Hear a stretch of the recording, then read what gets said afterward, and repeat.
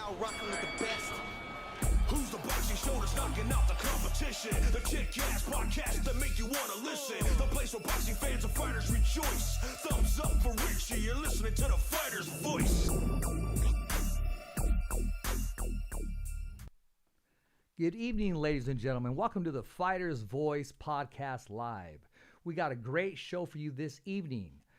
This evening, we were supposed to have former IBF World Junior Lightweight Champion of the World and former first ballot Hall of Fame trainer Robert Garcia. But unfortunately, under some different circumstances, some things came up. This is the sport of boxing. This is why we are ready to go, and this is the live world. We're going to have Robert Garcia at a later date. And with us, coming in from ITR Boxing, I call him the boxing informer because he just always up to par with what's going on. You know, he doesn't get it done. He's not worried about looking pretty. He just gets the job done. You know, like Big Daddy Kane, I get the job done. And that's my boy Lukie. He'll be joining us here in studio. We're going to recap last Saturday's event in Fresno, California, DAZN. Matchroom Boxing, Eddie Hearn came to town. We're going to talk about Mark Castro's Fresno debut and Bamalicious. Man, he's just Bamalicious. I like that nickname on him. He came and he put the Bam on it, and I'm talking about Bam Rodriguez. And then we're going to talk about the controversial decision that wasn't too popular with a lot of Mikey Garcia fans, including myself. I still run with Mikey Garcia and the rest of the Garcia's Boxing Academy. And we're going to talk about that whole decision. And, you know, we may even break it down rounds by rounds. And I'm going to get Lukie's expert advice on how we saw the fight and the keys to victory by Martin and how he did and, you know, how he conducted himself throughout the fight. A lot of people thought different things about the outcome, but we're going to get it firsthand. And we're going to talk about one of his proteges that he started off with. And I'm going to let him get in depth with that. He was on the undercard, and we're going to talk about that undercard because the undercard is where it all starts. And these are the future champions, and these are the future warriors, and these are the entertainers for you, the viewers and the fans. And we're also going to talk about the celebrities that were there that came out in Fresno, California, and we'll do that as we go. Ladies and gentlemen, without further ado, I want to introduce our guests. From ITR Boxing, started off as a writer, started off as just, you know, hey, man, I love the sport of boxing, and now he's respected all over the boxing world, and that's a personal friend of mine, Lukie from ITR Boxing. Welcome to the show, Lukie. How you doing, my man? Thank you for the intro, Richard, and it's a pleasure to be on. It's a pleasure having you, man. You know, let's jump right to it. I was sitting a couple rows, or just a couple seats away from you at the media center last Saturday, man. Fresno was taken over. It was took over by DAZN Boxing by Eddie Hearn. Made his debut in Fresno as a full promoter, along with a collaboration with Rick Merigan. You know, he brought boxing back to Fresno. What was your whole viewing of the whole, the way it was laid out, first of all, the card itself, and just some of the pros and cons about, you know, we had our personal views about, you know, being media, and we made some assumption of, you know, we don't really like being in handcuffs, and we'll explain a little more on in detail on exactly what I meant by that. So, Lukie, hey, let's recap Saturday's event. I mean, from an operations standpoint, I'm always a big person. Like, look at Top Rank's card on Friday night. You have a lot of fighters from San Diego and LA on that card, right? I think the biggest thing that jumped out to me was Mikey Garcia has ties to the Central Valley through multiple different reasons. Family, it's accessible to both Oxnard and Riverside. You have Mark Castro, you have Charlie Sheehy, but then you have some fighters. Your boy, let's say his name again. Charlie Sheehy, your boy. I mean, you've been following him for a while. We will get into Charlie. I mean, very talented fighter, and we'll go into his credentials. But the big thing that I would start with this card was I wish Rick Merigan had more control of this event, because when my first takeaway was those Rick Merigan Fresno cards when Top Rank was coming, it felt like Rick had a bit of control over those events, and he really knew how to run the Fresno market, and that things kind of ran very smooth when Rick was doing it. And I wish that we had a little bit more local fighters and a little bit more of the influx of the local market from those events prior, what this felt what like was a big corporation coming to a market we've covered before and having bits of what had happened prior, but also kind of just looking at it from a big business standpoint and just filling dates. Like we have Brock Jarvis, a very good fighter, but he's also from Australia. So they fly an Australian fighter into Fresno. That's mostly for television, and that's not for these local fans.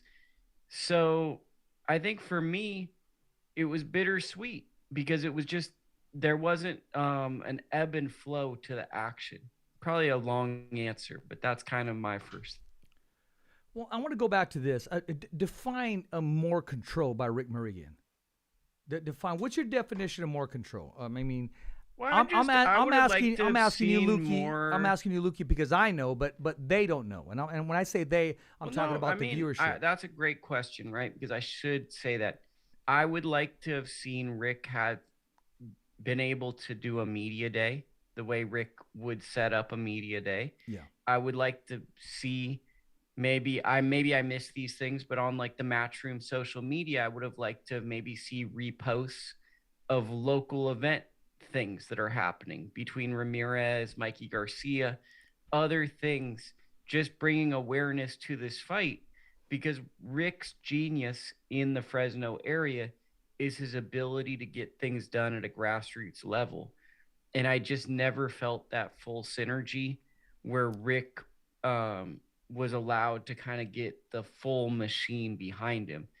So I think that that's partially because this was 19 days notice for this event to happen. 20, I just hope when 19, we get 20. back and there's another Fresno event, whatever promoter gets behind him, I really hope the promoters really respect what Rick has done in Fresno, because what he has accomplished is he's proven Fresno might be one of the biggest fight cities in all of America.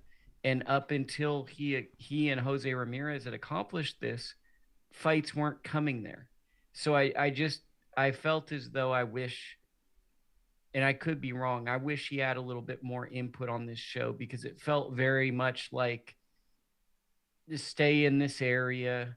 Fans are over here. Fighters are over here. It simply didn't feel like the shows of old.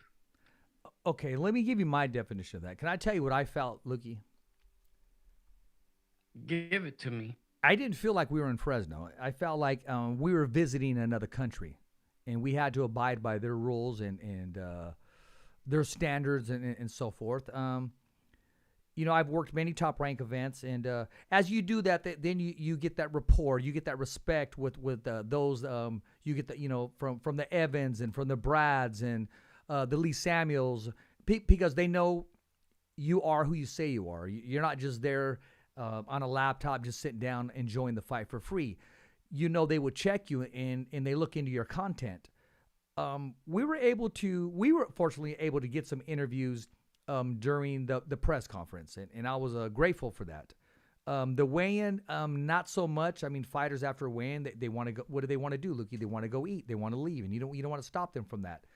Day of the fight, I was looking forward to post-fight interviews. Those are actually my favorite, Lukie, because the fighter is full of energy, and he's full of the moment, and you're going to get those answers, and you're going to get those results, and you're just going to get that coverage. But unfortunately, we were not allowed to for whatever reason.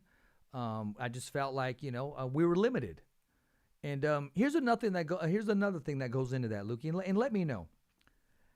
I take pride in going for it, as opposed to sitting down, being content, and watching, as if to say, okay, man, wow, I'm going to sit here, take a couple selfies, and enjoy a free fight. So when we were limited from interviewing and getting these post-fight interviews, I felt just like the media, some of the media that enjoy that.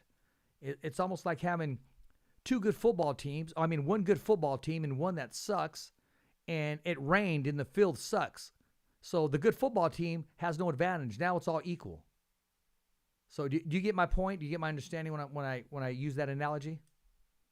No, I get it. It's just, to me, what it felt like was the promoter Matchroom isn't just a promoter, they're also building up a multimedia entity. So Sure. they're actually an in-house media and promoter. And that's part of the appeal for, I think, young fighters looking to sign with them is we're going to give you fantastic media coverage and we're going to give you an adequate promotion and a lot of fireworks, and there's a lot of really cool stuff Matchroom is doing, but it's very much in-house. It reminds me very much of the UFC, right? And Eddie Hearn is a figurehead of this company, not unlike Dana White. I would dare say Eddie Hearn might be the biggest star of Matchroom, just like how UFC, Dana White's the biggest star of the UFC. Correct. So when you look at that, the UFC is not very lenient when it comes to media access. It's very much about you can do it from this time and that time. And I think that your gripe about what's going on is, in short, it's just this card was viewed as small potatoes. This was a small market card, and the availability just didn't work out. No, it didn't work out, and to be disappointed means that I had, and I still, out of respect, have high expectations. I mean, as opposed to I saw media that they weren't even in the booth. They were just, hey, I'm gonna let that one go before I ruffle some feathers and what have you. But let's talk about the card. I'm gonna change that up now. Let's talk about the card, and we can start with your buddy making his debut. Yeah, I mean, Charlie's a fantastic fighter. He's a 17-time national champion, and he sure doesn't need me getting on here lip wrestling to speak for him. He doesn't need any man, woman, or child to get on a platform and talk about how good he is as a fighter. He's been fighting in national tournaments, I want to say, since he was 7 or 8 years old, and he's been winning most of them. And Charlie fought a guy from Nick Diaz's academy. The guy came to win. The guy was a great fighter, good conditioned, tough. Charlie boxed him up for a few rounds. And then in the 4th round, he knows what this game is about. This game is about knockouts. This game is about entertainment. The fans don't really care if you're good. Let me say that again. Dimitri Bivol, Demetrius Andrade, those are 2 really good fighters. Yet if they don't stop people, it sure seems like people don't tune into their fights. So I think Charlie, being the smart person he is, knew that he had to stop this guy. And he stepped on the gas and made a decision. And he made everyone that knew him extremely proud to see the type of performance he put forth. And I think that it's very cool that he wants to fight for blue-collar Americans, steel workers, union workers, construction, because he believes that is a group of people that people don't ever fight for. So he wants to fight for them. So that's my assessment of Charlie. You know, you've been following him for a while, because you've been telling me about this guy for about the last year and a half, and making his debut here. I mean, he does have all the tools necessary to be successful in the sport of boxing. I will say that. Well, I mean, I'll tell you how long. Let me see. I'll give you a date going back how far, and this date won't even give you how long I've known Charlie, but so I remember one of the first interviews I did with him was November 8th, 2014. So what is that, 7 years ago? Yeah. So then, I mean, I've known Charlie probably about 8-9 years. And then, so I mean, that's why it's also, when I'm talking about him, a lot of people look at him as boxer guy, or he came from nowhere. I saw a young man, or a young child turn into a young man, turning into a generational boxer. So I still see him as the child, but I respect him as a man. What about Mark Castro making his Fresno debut? And I'll tell you what I loved about it, and I'll tell you where my disappointment was.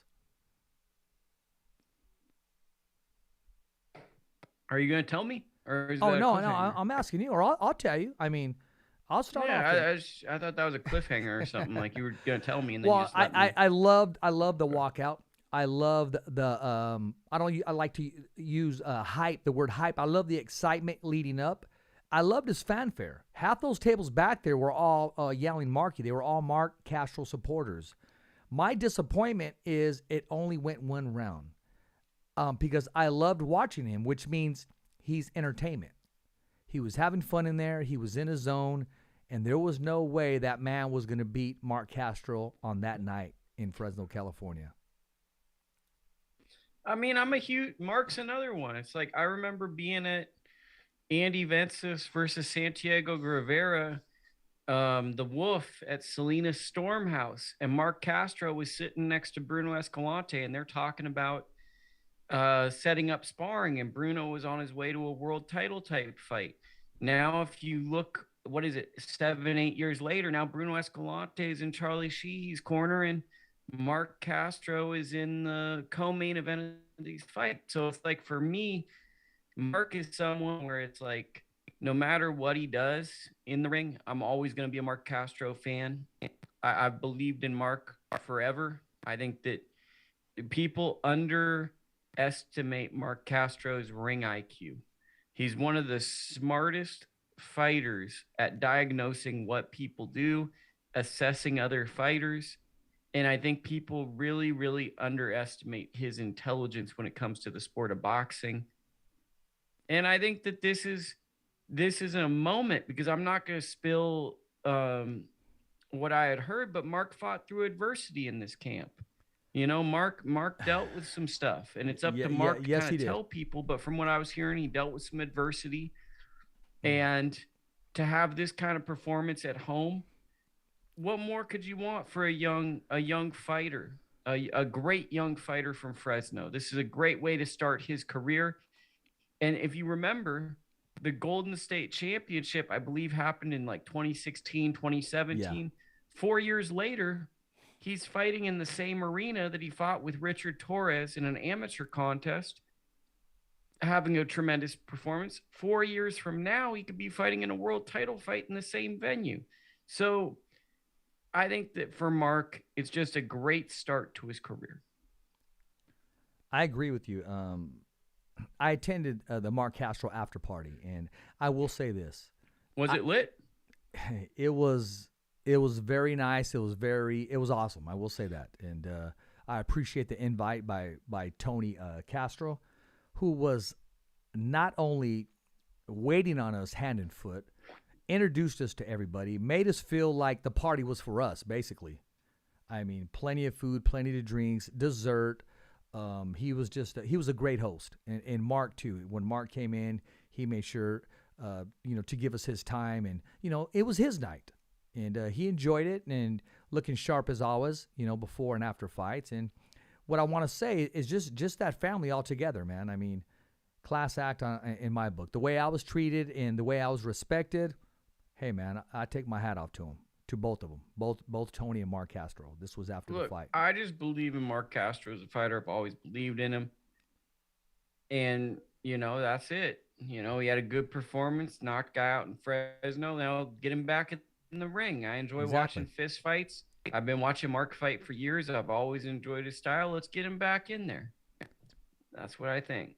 Exactly. And like I said, my only disappointment was it only went one round because, I mean, he brought the entertainment, man. I mean, he was moving around. It was his night, and he's definitely going to be back. Definitely going to be back in Fresno. Let's be real, though. The problem really was they put the light flyweight championship bouts backwards. They should have had Bam go before Mark and then go to Mikey, but they had that world title fight that no one really wanted to see, and it wasn't all that entertaining. So it went Bam. Really entertaining fight, and then the popcorn match. People are going, getting food, talking to people, and then Mark comes, so that now people have basically been in and out of watching boxing, but it's no discredit to the world title fight, the light flyweight fight that was happening. It's just the nature of the beast. You have Bam Rodriguez, generational fighter. Mark Castro could be a really generational fighter. Mikey Garcia, generational fighter. If you're not fighting at that generational fighter level, people are at that point in the evening wanted elite talent. These guys were good, but it felt like Bam would probably be better than these guys. No disrespect, but it feels like Bam would be a little bit too much for him. So I think that part of what you're speaking to is we went through a fight where we were kind of like in and out of it, and then you get one round with a fight that you were very excited for. Well, actually, Lukie, I think we were walking around during that fight, and I mean, let's keep that 100. I mean, Everyone was. yeah, Everyone was. Like if you want, there were like 4 or 5 people in the media row that were sitting there watching it. But you get up, there were big lines in the food concessions. There's people buying stuff. There's people walking around. It's no disrespect to the fighters. It's a world championship level fight. They don't just give you a world title fight because you're a nice guy. yeah. They don't go, oh, guy, you're a nice guy. Let's give you a world title. No, that's not how it works. You earn it. But the consumer, the person that's watching it, has every right to be engaged or unengaged if they paid the price of admission. For me personally, the people that I'm writing for, they're not really interested in this fight. So I can't just sit there and watch boxing all night and try to engage on everything if I know my readership only wants 1 or 2 sentences to sum up this bout. And what will those 1 or 2 sentences be? And new? And new, and then more than likely to face Bam Rodriguez. Hey, I'll tell you this, and we're going to talk about that. Bam Rodriguez fights for the title that night. Bam Rodriguez leaves with the title that night. Let's talk about the non-title fight with Bam Rodriguez. What's your whole take on that? And, I mean, how many times is this kid going to be denied the opportunity? But I mean, like, see, this is the thing. It's easy to blame sanctioning bodies, right? It's easy to blame them. Oh, I'm not going there, Lukie. I'm talking about Bam himself. But I'm just saying, because I always hear this like WBC or WBA, WBO, they're the problem. But if we were in the same spot as them, all of a sudden everything gets tricky, right? Because you're trying to basically be a hall monitor, and nobody wants to be a hall monitor. Exactly. No one wants to be a babysitter. These are very hard professions because you're the bad guy. And with Bam Rodriguez's situation, it was unfortunate. He was going to be a world champion on this night. The fight falls through, gets a late minute replacement, and he looks like a stud. Now we need to see him in a world title fight because I want to see the 2 brothers be world champions simultaneously. I want to see Franco and Bam world champions together. And I'd like to see them fight on the same card. You know what? You're prophesying now. And I will ask you this, man. Lukie, have you ever met a nice set of brothers? I mean, Bam Rodriguez, Joshua Franco. I mean, they're cool. Like, I mean, I can't really say like I've really met them. Like I've had brief exchanges with them, but like I don't really know. Like they're basically showing up to media events. I'm being told I'm media. They're very friendly. They're shy. They're fighters. It's like, I mean, I don't feel like I'm an adequate judge of this. Okay. They're nice enough people, but I don't have a real sense for them. Yeah, well, maybe I'm speaking on my behalf, and I've been privileged to attend a lot of their workouts and have some conversation with them, and you know, I'm going on my relationship.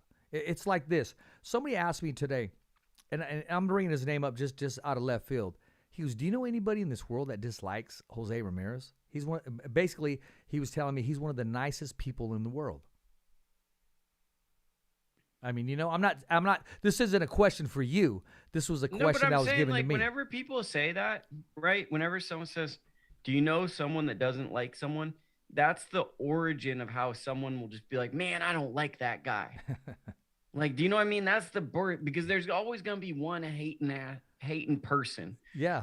That's going to be like, if you say everyone likes him, well, I don't like him. Well, my question is why? And why? Because I can explain this to you so obviously, and it's something I think about a lot. There's a lot of we all get our time, right? We all get our shot, whether it's boxing or media, or if you're a musician, everyone gets a shot to be where they're at, right? Everyone gets 1 or 2 shots to see if they can go to the next level. That's the nature of the beast. But some of these guys get their shot and maybe they do well with it, but they just stay stagnant. And then they just stay somewhere. And they watch other people come and they're bringing vibrant new energy and they're trying to do new things or bring new things in. And rather than being like, man, that's some cool stuff, I'm going to add to what I'm doing, they'll be like, man, that's stupid. That doesn't work. And it's these old people who, I shouldn't say old like that's an insult, but it's the people that had gotten their shot, felt like they became a celebrity, got happy with whatever success they had, and now they're just content to just be the guy that did one thing or did a couple of things that notable, but they're mostly just chilling. That's where the hater comes from, because they see a Jose Ramirez and they go, man, that should be me.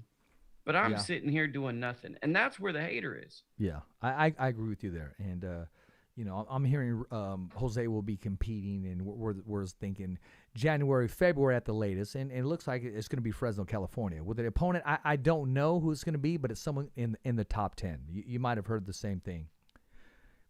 Honestly, like, it doesn't really matter to me. Like, Jose's at a point where it's like he's got to fight good opponents.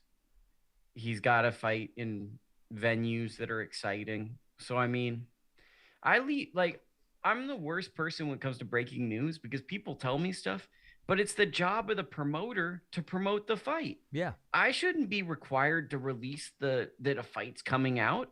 And honestly, how is that exciting for anyone if I leak it out, if Top Rank or Matchroom wants to make a super cool video and get people even more excited than just a tweet? For the life of me, I just don't understand how that's fascinating. Well, I just don't get it. No, well, the tough part is, for me anyways, because I get excited, is knowing things and I can't say anything about it.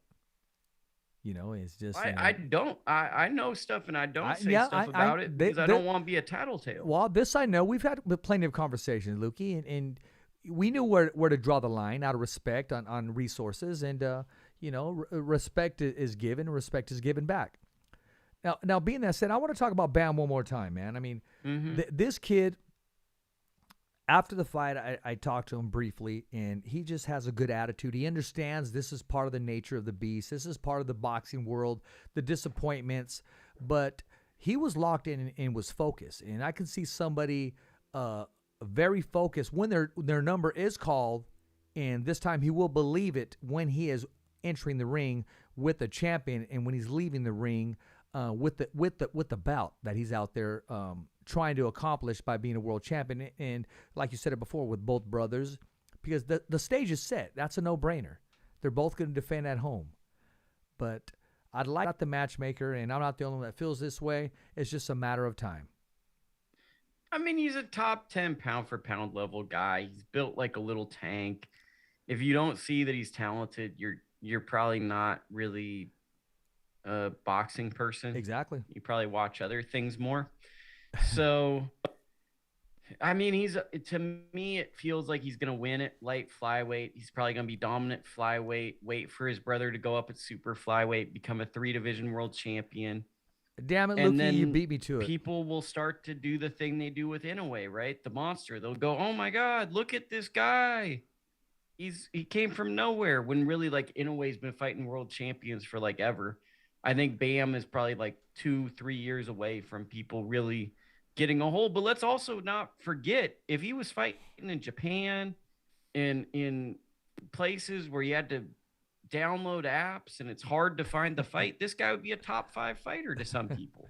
The fact that you can actually find his fights and tune in hurts him, because some of these people want like their own personal, like, music. What is it? Like, they're a connoisseur. They want you to be their personal artist.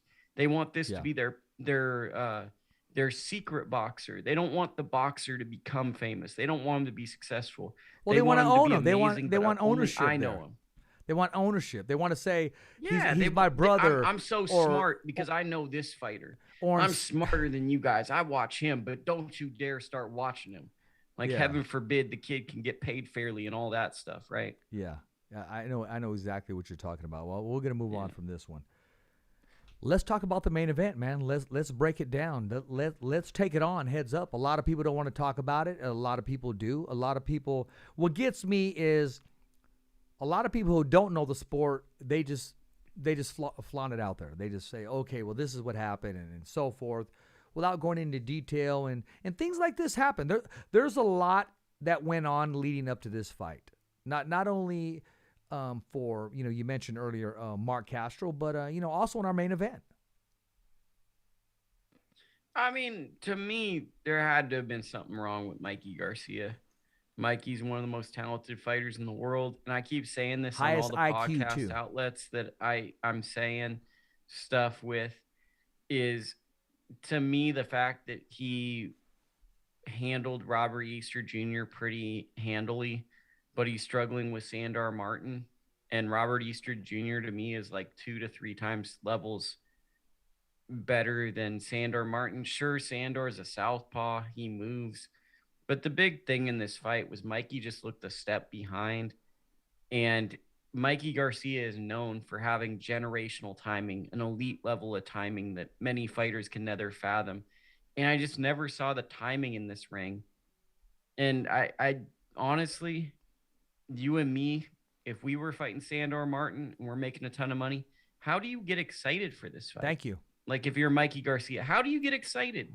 Like, really, he felt he was winning because he's coming forward. This other guy's fighting super awkward. I had the fight a draw. And let's be honest, when the fight was over, I was expecting Mikey to win a 6-4 fight. Sandor Martin got every benefit of the doubt on the cards in this fight. You know what? I agree with you. I do 100%. Not because it's you. That was my I made a video afterwards in talking about the fight, and that was my assessment as well. Now, those who hate the Robert Garcia Boxing Academy, they are going to disagree. They think they're moonlighting and just dancing away. But at the end of the day, we know what that gym possesses.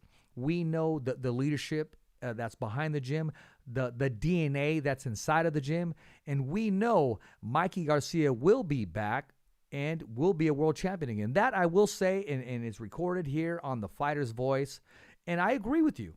It's hard to get up for another fighter such as this. There was so much negotiation going on, why the fight was made, what needed to take place, and there's just so much that was behind the scenes that people don't understand. And the people that really understand, they act like they don't, because that's just where the hatred comes out. They wanted something to celebrate. I mean, but who cares? Like, okay, if someone is cheering for a gym's failure, that's no different than booing Brock Jarvis when both him and his opponent had taken far too many punches, and a great referee, Ed, is in the ring telling him, hey, you both guys have taken too many shots, start covering up. The other guy takes too many shots. They start booing this guy from Australia. He had no decision other than getting hit a lot that the referee was going to stop the fight. So, I mean, I say all that to say you can't use reason when dealing with fans, because the fandom, you attach to a fighter and the other guy's the enemy. It's almost like going to war, right? It's like, in order to go to war and kill somebody, it's like you have to be like, I'm the good guy, that's the bad guy. You can't read about people, because when neighborhoods and inner cities got violent, I truly believe is when youth sports went away. Because then when the youth sports went away, all of a sudden it was random people, and you can do whatever violent act you want to a random person, because a random person you don't have an attachment to. But heaven forbid, you know somebody, all of a sudden you realize, oh my God, they have thoughts similar to me, or there's something in common. It's harder to hurt someone that's close. I say all that to say, you have to remove yourself from the fans' perspective, and you have to not look at the fans' perspective, because the way they're entering into the sport is through division and through attachment to one entity that they like. And they'll maybe look at the other thing as everything that's wrong or everything is bad, rather than maybe looking at them as professionals who have different types of fighters. And that's I think one of the negative, it's both a beautiful thing about boxing because we rally together and we're this close knit family. But the ugly side is people can have a lot of passion and too much heart and put it in the wrong places and say really spiteful things that are really unnecessary. I agree with you. I agree with you big time. And, I made my statement. I'll stand by it. And, I saw, Martin's camp after the fight. They were very gracious. They were very courteous, well respected. And Mikey, class act. He could have been acting, differently, throwing things and throwing a tantrum. But no, Mikey's a class act. He's a 4-division world champion. And he conducts himself as such, win, lose, or draw. So that's what I'll say about that, and we're going to move on. I want to talk about the signing leading up to that. Eddie Hearn signing Montana Love. What's your take on that, and where do you see this young man blossoming in that division? Well, let's go a little bit further with that too, Okay. because Montana Love came out to the front row the minute the main event started. Yeah. So it made me feel like Montana Love was partially there, not just to sign with Matchroom. He was looking at Mikey Garcia. Thank you. I caught that too. Montana Love was there, and if you look, Sandor Martin's a southpaw. Montana Love, I believe, is a southpaw. I believe Regis is a southpaw. Isn't that weird how all three of those guys are all the same as Sandor Martin? Yeah. So I think that Montana Love Manny Pacquiao's a southpaw. And so basically all the people that are named are southpaws. So they get this guy who's an awkward southpaw, which in theory probably was, let's get you some rounds with the southpaw and then we'll put you in the fight. Yeah. So Montana Love is a guy who's always had a ton of talent. He's been fighting on these showbox cards. With Jake Paul's card, he fought Ivan Branchek. He got a tremendous opportunity in his hometown, and he shined. Now I think Eddie Hearn took a liking to him. Eddie's trying to find an American fighter that can catch on. It kind of reminds me of skateboarding, how Nike tried to enter the market in skateboarding with they could never do it because of the core base until they got a guy named Stefan Janikowski, and they branded this shoe. When the shoe became so popular, they actually, I believe, copyrighted his name. So now Nike actually owns some infringement of that man's even name because the shoe was so popular. But long story short, now Nike has almost the entire share of skateboard shoes, the marketplace. They've actually kind of pushed out smaller businesses. And what I see with Matchroom is they're really looking for their capital G guy to invest capital in that the American public wants to get behind. And Montana Love looks like the next version where they're looking to see what's there with this guy. He's coming off an explosive knockout. He also has some rap songs. He's an entertainer. Is there something with this guy that can capture the American public and we could put on events? The big thing I'm seeing with Matchroom is they don't want to put on boxing shows. They want to put on boxing events. It felt almost like a concert type feel. They want it to feel like a event stage. And I think they're drawn to the charisma of Montana Love, and they have high hopes that maybe he can be one of these guys that maybe has a Regis fight or one of those type of bouts. Let's talk about Regis briefly. Rugi. The Rigaroo. Can he get a fight? Sure, why not? The problem is, it sure seems like people want a lot of money to fight Regis.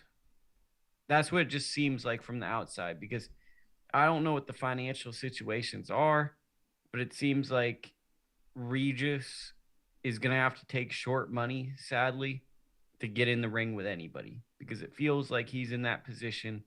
But then, I got to ask you this, Richard. You talk to Regis. What's his weight class? Because is he a 40-pounder still, or is he 47? Because he's been kind of fighting in that mid-range right now. He wants the title shot at 140 pounds. He's not fully wanting and ready to move up to 147. I say he takes 2 more fights at 140, if that, and then he's to move up to 147s. Now, devil's advocate, and I like Regis. I believe he's missed weight. I almost want to say he missed weight in his last fight, maybe the fight prior. I haven't done research, but I know he missed weight for the Tank Santa Cruz fight. Yeah. that he had against Juan Heraldez. Um, what if a sanctioning body told him he has to do an eliminator to prove he could make weight? Or what if he didn't make weight? I guess that's my apprehension with Regis right now in this picture is when there are weight issues, you worry about, could this mess up a big fight? I think one setback that doesn't define him. I think he's a true professional. He knows what he needs to do, but at the same time, you have to be that product that they can trust. You have to be that product that they can invest in. So if we do everything in our power to get this title shot, you best damn sure make weight. And it's just motivation. The motivation will be there for that title shot or the big name. It's no secret. He wanted to fight Mikey Garcia. It looked like that was going to be the next fight, possibly in December. I mean, who's to say it's not going to happen again? I'm actually thinking now, I mean, we may not be Jose's next fight, but it may be his second fight coming back. You may see him share the ring with Regis Prograis. Because both men have flirted with the idea of, look, I'm not going to stay at 140 too much longer. 147 is calling me, and the nature of the beast is my body is growing, and, I don't want to strip it anymore because then you're stripping muscle. So I think they both have 2 fights left at 140 at the most, both Regis and Jose Ramirez. Yeah, I mean, the thing is, and I want to clarify, I think Regis is a professional. I think the weight issue boiled down to he had a child. And if you look at David Benavidez, Regis, they both had weight issues while their significant other had a pregnancy. I don't think that's just a coincidence. I think that when there's a pregnancy in a household, when a child is being born, when you have a young child around you, it disrupts a lot of normal things, especially in a fighter's life, that a few pounds could get thrown off. Not excusing it, but I do think that is there. I think that we just want to see some good fights. Yeah. These are all good fighters. They're all interesting characters. I just want to see some fights that are compelling and get all of us excited to want to write about it, to want to tell people about it, to want to book a hotel room, to want to be out there for a couple of days, because there's nothing more bleak than not having that excitement around these fights. I agree, and we're going to move on. I'll tell you one fight that we need to get excited about because it's kind of under the radar, but it's happening this Saturday, Lukie, and we're talking about Jamel Herring and Shakur Stevenson taking place. Yeah. Top Rank Boxing, just days away, and are we the only one talking about this? I mean, posting a picture isn't talking about it. No, there's people out there talking about it. Now, keep in mind it's Tuesday. Tomorrow, the Deck, who does great videos for Top Rank, I'm sure he'll be putting out stuff. And well, they do have those documentaries, those blood tears. They got those going. And there's people that do great work like Jake Donovan, Abe Gonzalez, Michael Woods, tons of good yourself. There's tons of people out there doing good stuff. Absolutely. But I think the issue is Jamel is a rather ho-hum, nice guy, right? He's just like a friendly guy. He wants to kind of be friendly with a lot of people. He's not like a guy he's not like me. I think we're spiritual opposites, me and Jamel. I go into a room and I'd like to shake up the room. I think he goes into the room and he wants to kind of fit into the room. And that's not going to be really compelling TV, right? With a guy that's basically saying like, I'm treating this like my job. I'm going to work hard. My life is, I mean, it sounds great. It's what you want people to do, but it's not really. How do I change from the basketball game that's on tonight to watching that when it's basically, it sounds like my coworker at work saying everything he says. And then you have Shakur, who's kind of like the golden child, a very talented fighter, but I get the sense he's still figuring out who he is as a person. I agree with you on that statement. So it's like, you've got this one guy who's like a military Marine veteran, no nonsense, very few words, kind of you can almost guess what it's going to be. You can guess he drives a Dodge. I don't know what he drives, but I bet you it's a Dodge, Charger or a Hellcat. He's driving a Corvette now. Okay, but like you can kind of like you can foresee the images. Yeah, I know exactly what you're talking about. And then like with Shakur, traded in the Dodge for the Corvette. Yeah. But like you can see, like, okay, here's that. And then with Shakur, it's like it's more of a wild card, but you know that it's going to be very marketed to a point where you're not going to really get full access. It's going to be a story about this decorated Olympic amateur who's extremely talented, who many people believe this might be his second world title fight that leads to him being a pay-per-view guy. Because if he were to fight Oscar Valdez, I would not be surprised if that ends up behind a paywall. So, I mean, this is a crossroads fight, right? Because you're looking at Jamel, who's kind of the chip on the shoulder guy, a guy who I think someone once told him something and it stuck with him. And that's his fuel. That's his motivation. It's almost like Bernard Hopkins, my favorite fighter, where the prison guard told him, I'll see you back soon. And Bernard never wanted to go back to prison. So that was his motivation. I can just sense it in Jamel. Yeah. Someone said something awful to him. And that's something that drives him. And the only downside to those drives from those motivations is in certain fights. And I don't think Jamel is soft. I really don't. But I think that lingering fire that's lit on him, sometimes when you're fueled by hate, you get consumed by hate. And I think in his losses, he's struggled channeling that hatred that he uses as fuel, and it's made it unbearable in moments. And I'm going to be interested to see if at this point in his career, if he can handle that motivation against Shakur, who's younger, possibly more talented, and definitely faster, more agile, more closer to his prime. How might he handle it if Shakur starts having success and doubt creeps in? Being that said, is Shakur fighting his toughest opponent so far in his career? In Jamel Herring, the champion? Maybe on paper. I mean, are we talking about like amateurs or pros? No. Just as a professional. Amateurs don't mean nothing. You could be 100-0 as an amateur. It doesn't mean nothing when you come to the pros. Yeah, I mean, who do you think would win, Joet Gonzalez or Jamel Herring? Be a good fight. I mean, I think that's a 50-50 fight, to be honest with you. I think that's even. I think Jamel probably has an advantage being a world champion, having a bit more experience. But Joet's a tough dude. He's a pressure fighter, right?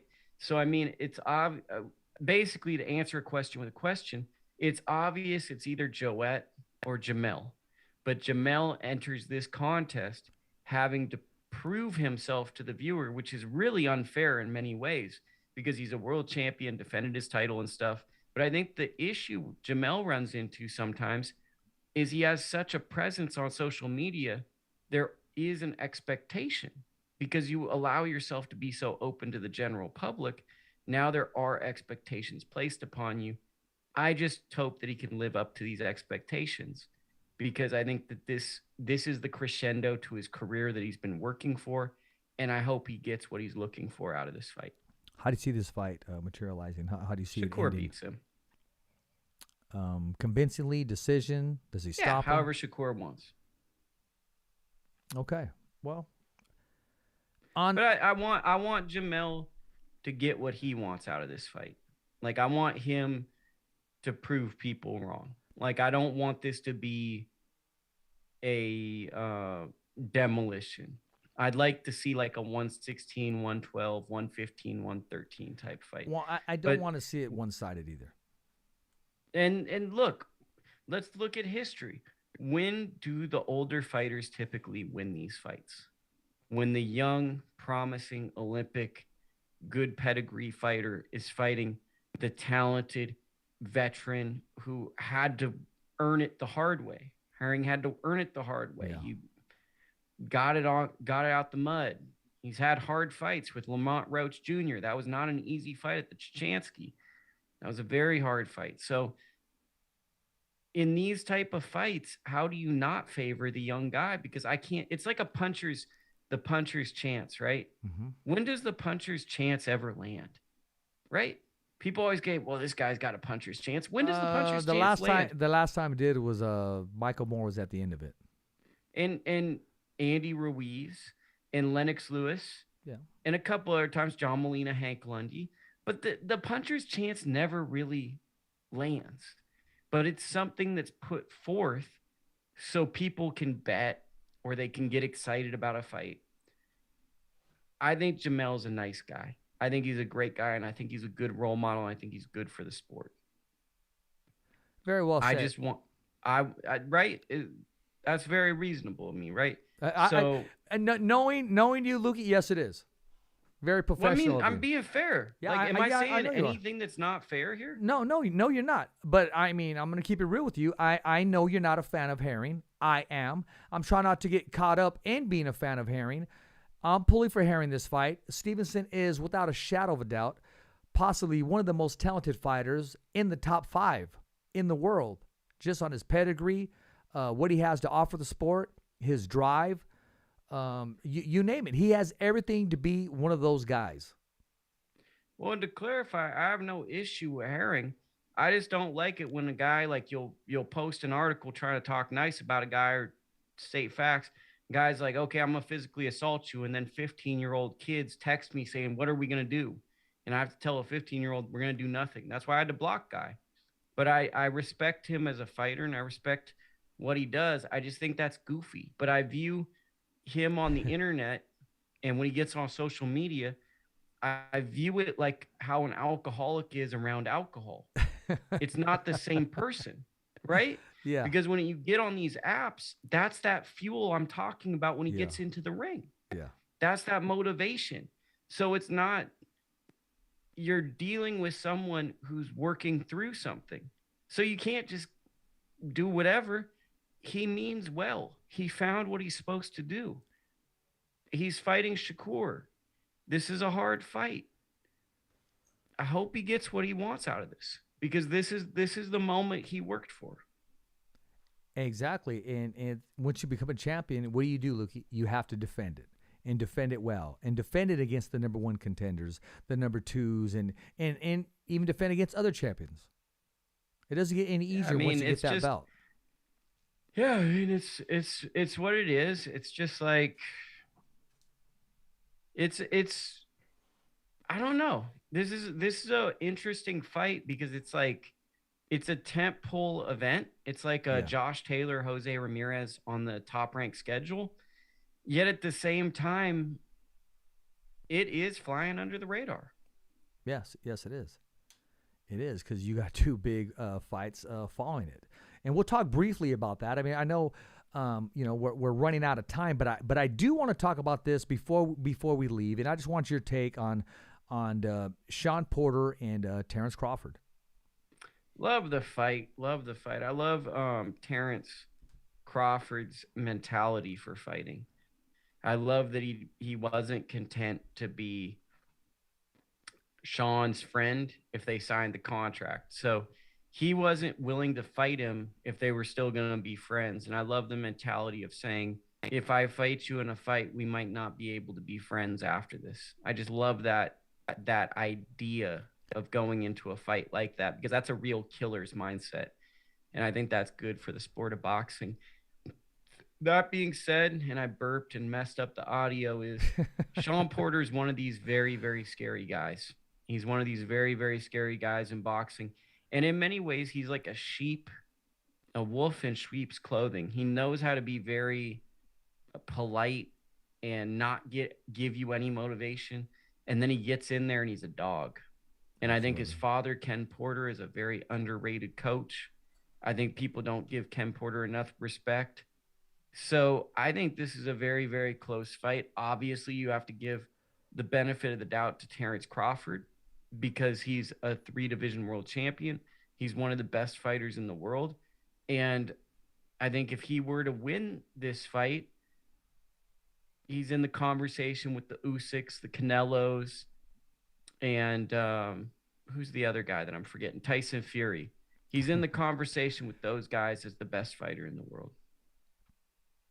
Very well said. And we'll talk more about it. Got to have you back on right before these combatants share the ring.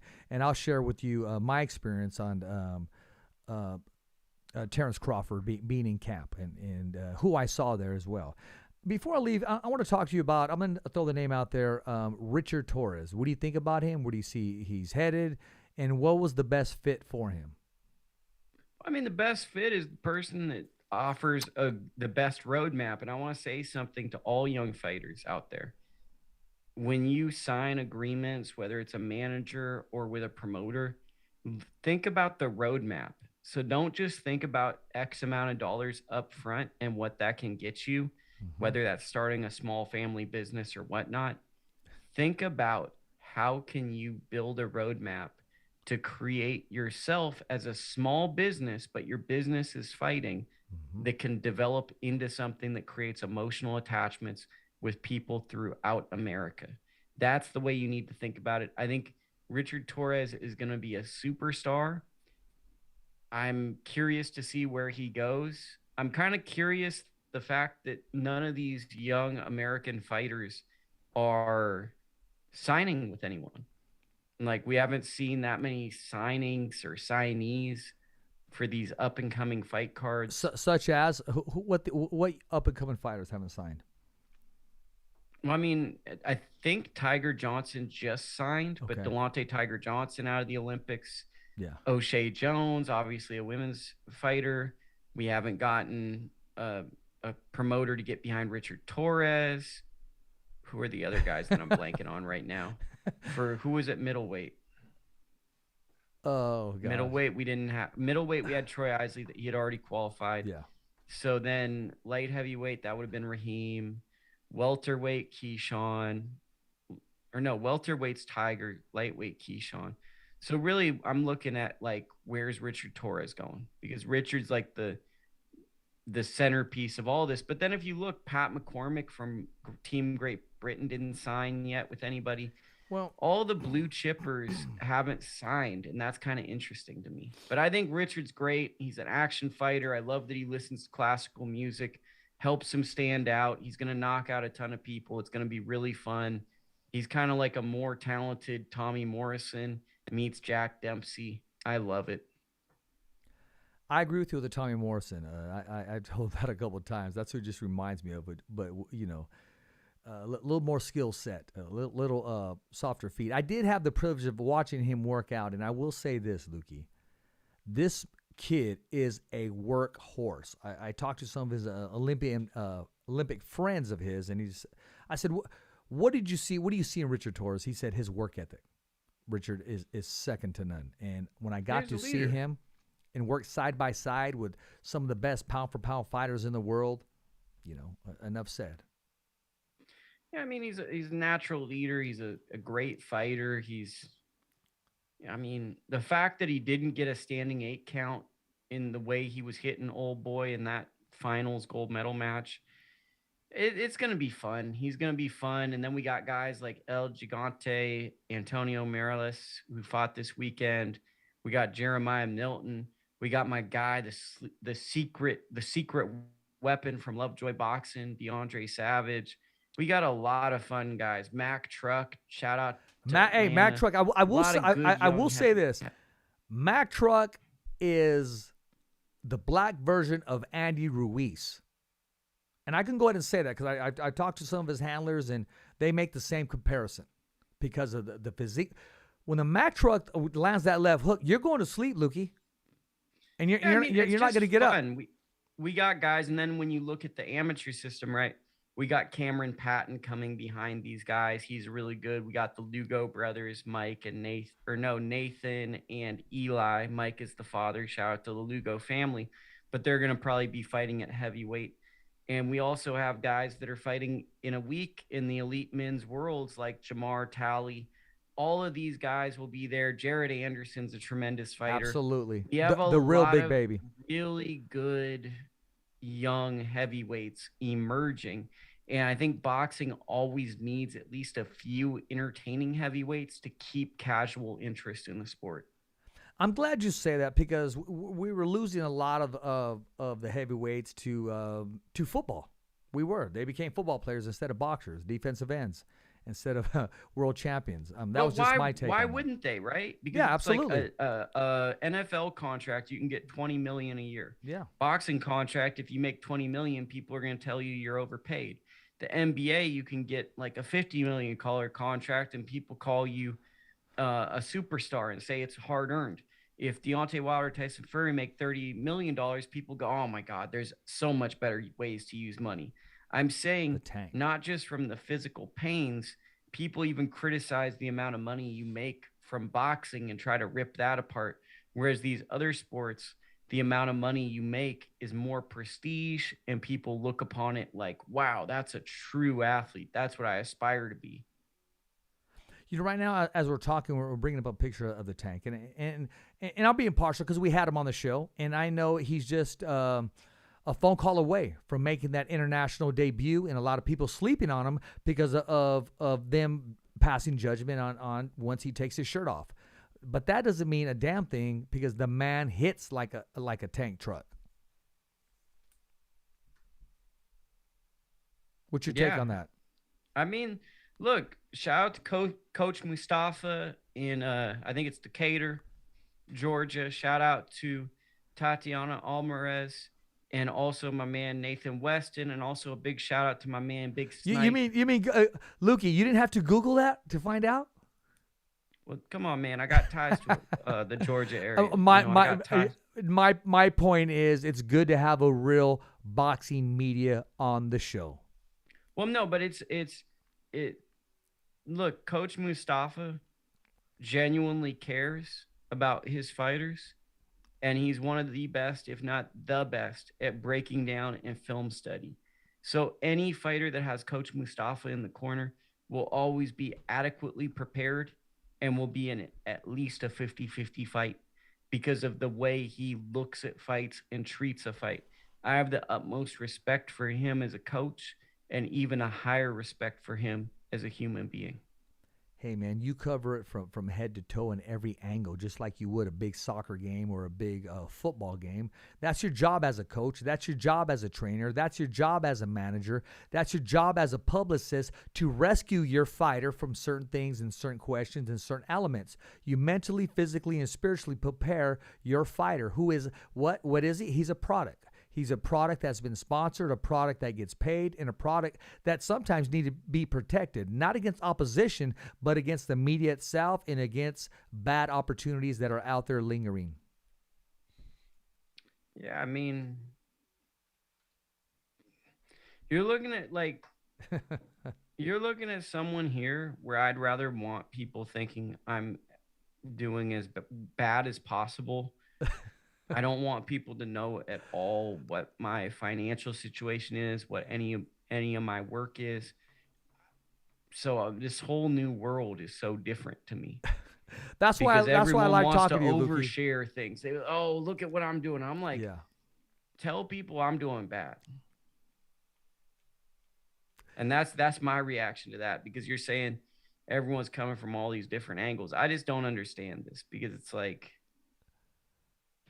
I just don't understand things. But I do want to say this, Richard, before we get out of here. Yes. I want to take a second to say this is something that's close to my heart. The Feet First Foundation. So Feet First nonprofit. And what is it, you might ask? Well, you might have asked, and that is a great question to ask, because what is it, Lukie? Lukie, tell us what it is. I appreciate you for asking me. I think a lot of people on the live stream were actually asking. It is a program developed, but not exclusively, for men or women who are having forms of discomfort in schools. They're whether it's depression, they're acting out, they're struggling, something, basically, in the most simplest words, something isn't working. So we could have someone who's selling weed. We could have someone who's too shy and won't even speak in class. We can have all different types of spectrums. And what do? We bring them into boxing. And sure, many people would lie to you and tell you, okay, we're going to make a world champion. The greatest thing about this program is it's not necessarily about making a world champion. It's a John Dewey approach to things. It's about making a great person. So we're trying to take some young people in high school who feel like maybe they don't feel like they mean that much to people, or they feel very worn down by life and society. And what do? We have a program that's trying to uplift them, and most importantly, listen to them, hear what their issues are. There's forms of counseling, therapy, all different types of things, very well organized. And it's all about making sure these young people feel safe, protected, and also build confidence and self esteem. I'd like to give a big shout out to Dan Dorsett and Sean Sharkey for all that they've done in the communities around the Feet First Foundation. And I also want to do a shout out that I've never done a shout out publicly, but I was thinking about this today, and I was thinking about how I never shout this person out, but they've been someone that I feel has been a huge supporter in my life, in my career, and I never once have shouted them out. So I want to shout out Jill Diamond of the WBC Cares. Absolutely, Jill I agree with you. Jill has always done so much for me. She's never asked of a thing from me, and she's always invited me to things, opened doors for me. So I wanted to end this, or if you have other questions, I can answer questions. But I wanted to speak on this by saying thank you to Jill Diamond, because Jill has done a ton of things for me, and I never even have acknowledged it publicly or said it, and maybe that's just how I am. But I'd like to take time to say thank you to Jill Diamond for just all that she has done. Well, that's very well noted. And as far as how do we follow your campaign, Lukie? I mean, if people wanted to contribute or if they fall in those categories that you mentioned, how do they get supported as well? How do they join? Okay, so it's very simple. So you go on the website, which is feetfirstnp.org, and then it has this great website. You can go to the top. It says donate. You can go to About Us. You can get a certificate program, a certification program. I'm struggling with words. You can get gear. You can go and look at pricing on different things in terms of like schools. That's more of a Dan thing. Dan oversees the program. But mostly just go on there and kind of do what I do when I find out about a program. You jump on the thing, and by the thing, I mean the website, and you just scroll around and you look and you see, does this fit what I feel like I am as a person? And I was just at the bank the other day because, I go to the bank maybe once or twice a week. And when I went to the bank, I went to the bank. There was this guy, and he was doing some financial things, and he was doing that thing to the bank teller where he's telling him, oh, I'm into heavy metal music or something. And you can tell, like, when you're working a job, the last thing you want to do is find out about someone's passion, especially if you're not passionate about it. But one thing I took away from that conversation is we all have these small passions. You and me, Richard, and those listening, we all love boxing, right? We all love it. But there's some people that like rock music. There's some people that like this. There's some people and they're passionate. Well, go on the feetfirstnp.org program and see if our passions for helping young people and trying to improve our community matches up with some of your interests. And if it doesn't align, hey, don't feel pressured to be a part of the organization or even do anything. But if you feel a connection, be sure to reach out. We've got a ton of contact information on the website, along with a bunch of useful information. And if you want to wear some of the gear, be sure to go to the store and you can purchase some gear. Hey, very well noted. Oh, and one last thing. Yes. If you are in there Wednesday through Friday, if you are out there, Caleb Plant versus Canelo Alvarez fight week, I will have merch. And ask me, Richard Ortiz, how much the shirts, the Feet First shirts will cost. How much are the shirts? How much are the sweatshirts? And do they have hats? $0. I'm going to be giving out shirts for free. You see me, you get a tee. So come up to me and I will give you a t-shirt. That's the way I'm rolling Wednesday through Friday. So if you want a tee, come see me. If you want a tee, like he said, come see me. And you heard it on The Fighter V. Now listen to this, Lukie. I want to say this. It's always a pleasure having you on. Very informative, you being on the show. I respect you. Our conversations are second to none. I mean, we all seem to call each other either at the right time or the wrong time, but we always make time for a conversation, and I respect your work ethic and everything that you're doing. And I am honored that you would share that on this platform, The Fighter's Voice, because that's exactly what this platform is for helping people, not just the fighters, but, media as well. And people need to be aware of it, that they're not there alone, and there is a program out there that's going to help them align themselves to be successful. Well, and let's go deeper than that. And I don't want to let the rabbit out of the hat, but a big reason that I'm a supporter of what you do, Richard, is I love the story that you changed your life around tragedy, around doing this boxing stuff. I don't even care if many people tune into this conversation. I just like the fact that out of something terrible, you've made a positive in your life. And see, the way I look at life, we're all going to make mistakes. We're all going to have some problems. I'm not going to judge someone by one mistake, one problem. I'm going to judge it by the whole thing. And my big judge is, are you trying to do the right thing?